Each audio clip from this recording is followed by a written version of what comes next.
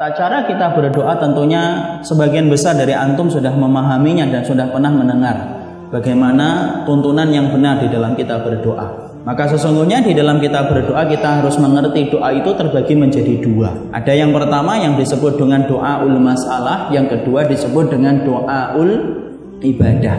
Doa itu terbagi menjadi dua. Yang pertama adalah doa yang menjadi ibadah, seperti ketika antum dan saya masuk dan keluar masjid itu namanya doa ibadah. Maka itu disebut dengan doa ibadah, doa yang sering kita rutinkan membasahi bibir kita ketika melakukan aktivitas berulang-ulang dalam ibadah dan amal soleh. Mendatangi istri, doa ibadah. Ketika kita kemudian memasuki ketika tawaf, itu namanya doaul ibadah. Tetapi ada yang kedua yang disebut dengan doaul masalah. Doaul masalah itu doa masalah, bukan masalah menurut konteks bahasa Indonesia, tapi masalah yang disebut di sini itu artinya adalah dari kata sa'ala yas'alu, meminta, memohon kepada Allah, yang disebut dengan doa permintaan. Kita minta surga, itu doaul masalah. Kita minta rumah yang nyaman untuk mendukung kita dalam ibadah dan ketaatan, itu yang disebut dengan doaul masalah. Kita meminta istri ketika belum punya istri ataupun sudah punya istri, maka kemudian disebut dengan doaul masalah. Yang ketawa bapak-bapak, ibu-ibunya tidak ada yang ketawa. Maka itu disebut dengan doaul masalah.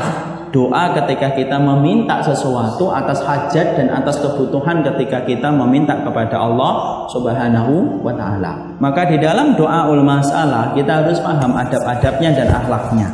Doaul masalah itu kemudian kita rutinkan ataupun kita ucapkan itu dalam dua perkara. Kita meminta doaul masalah di waktu kita melaksanakan sholat, dan kita mengucapkan dan meminta doaul masalah ketika di luar sholat. Ketika ana dan antum meminta kepada Allah dalam masalah yang kita hajatkan kepada Allah di dalam sholat, maka sesungguhnya adab dan akhlak doa itu tidak dipakai ketika kita meminta kepada Allah di dalam sholat. Antum minta sama Allah ketika sujud, maka adab-adab yang harusnya kita lakukan ketika kita meminta tidak dilakukan ketika kita sujud dan ketika kita tahiyat akhir. Maka sesungguhnya kita tinggal meminta, tidak ada mengangkat tangan, tidak ada kemudian membaca sebagaimana sholawat dan kemudian asmaul husna. Kenapa? Karena saat itu kita meminta kepada Allah ketika kita dalam keadaan sholat.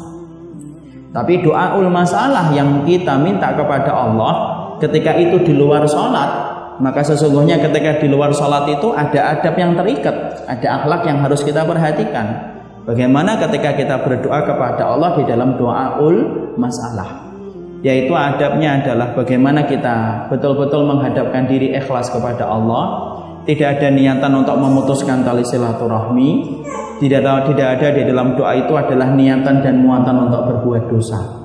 Dan ketika kita berdoa kepada Allah, kita disunahkan untuk mengangkat tangan, yaitu adalah sebahu, di mana ini tidak ada keterangan untuk mendekatkan ataukah menjauhkan, tetapi keterangannya adalah sebahu ketika kita meminta kepada Allah. Kemudian dimulai dengan kita membaca asmaul husna, ketika kita menyebutkan nama-nama Allah yang indah di dalam nama dan sifatnya. Lalu kemudian kita membaca sholawat kepada Nabi dan kepada Rasul sebelum kita meminta dan beristighfar. Lalu kemudian kita meminta kepada Allah diulang 3 kali, karena sesungguhnya disunahkan mengulang permintaan kita kepada Allah 3 kali.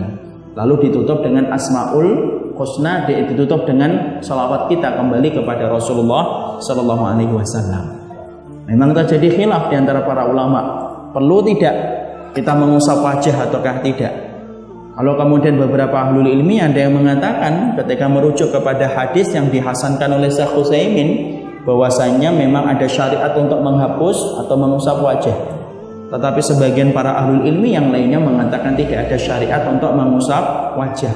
Dan inilah pendapat kedua yang saya pilih, bahwasanya ketika kita berdoa kepada Allah, doaul masalah, maka kemudian tidak perlu bagi kita untuk mengusap wajah, tetapi cukup kita mengakhirinya dengan sholawat kita kepada Rasulullah setelah kita meminta kepada Allah Subhanahu wa ta'ala. Itulah tentang bagaimana tata cara kita berdoa.